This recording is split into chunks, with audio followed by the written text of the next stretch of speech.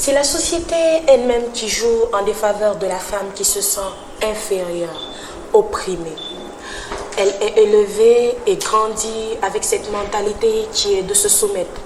Quel est donc l'impact des cultures et des croyances sur le leadership féminin? Ok, une bonne question. Vous savez, souvent on a tendance à croire que les cultures et les croyances sont ceux qui oppriment plus les femmes. C'est ceux qui les empêchent d'aller de l'avant. Parce que dans certaines croyances, une femme ne doit pas posséder du pouvoir. Dans certaines croyances, une femme n'a pas le droit à parler devant les hommes. Comme au Tchad, par exemple. Tout à fait. Une femme ne propose pas d'idées. Dans une assemblée d'hommes, c'est horrible qu'une femme parle. Et ça, c'est quand même navrant. Parce que les femmes aussi ont une capacité réflexive.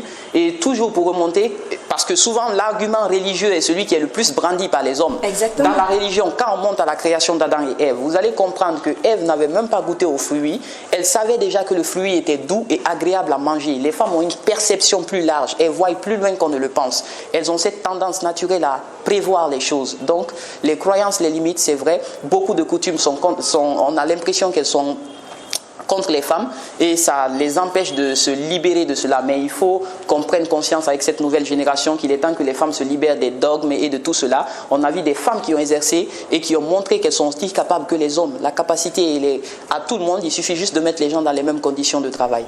Nous allons donc parler de nos sociétés africaines maintenant. La tradition africaine est souvent pointée du doigt dans les abus faits aux femmes. Pouvons-nous dire qu'elle est opposée à l'émancipation féminine?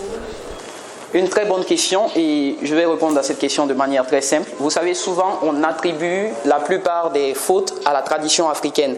On dit souvent mutilation génitale féminine, l'excision, tout ça c'est l'Afrique qui est responsable. Il y a même certaines personnes, certaines femmes qui vont juste à traiter les coutumes africaines de barbares.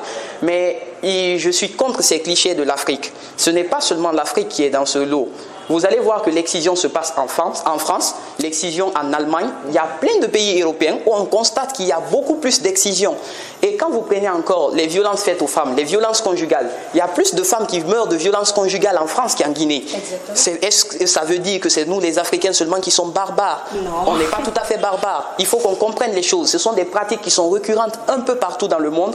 Il n'y a rien à voir avec l'Afrique. Les Européens sont aussi responsables que les Africains.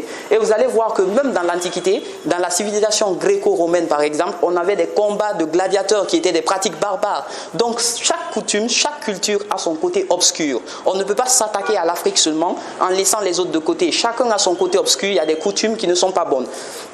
Et pour en venir aux traditions africaines, l'Afrique ne soutient pas seulement, n'est pas toujours contre l'émancipation de la femme. Il est temps qu'on se dise les vérités.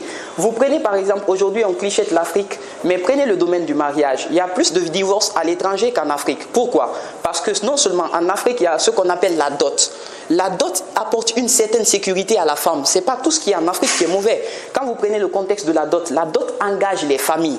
Les familles viennent, chacun prend un engagement vis-à-vis du mariage. De telle sorte que le mariage avec la dot est très difficile à briser. Mais aujourd'hui, avec les mariages modernes, on remarque beaucoup de divorces. Les jeunes filles qui viennent, non, je l'aime, je veux l'épouser, c'est l'homme de ma vie. Elles se marient, après c'est le divorce. Les parents sont là, mais apprends à le connaître. Est-ce qu'il est là? On veut rencontrer ton homme. Non, maman, on s'aime, c'est le plus important.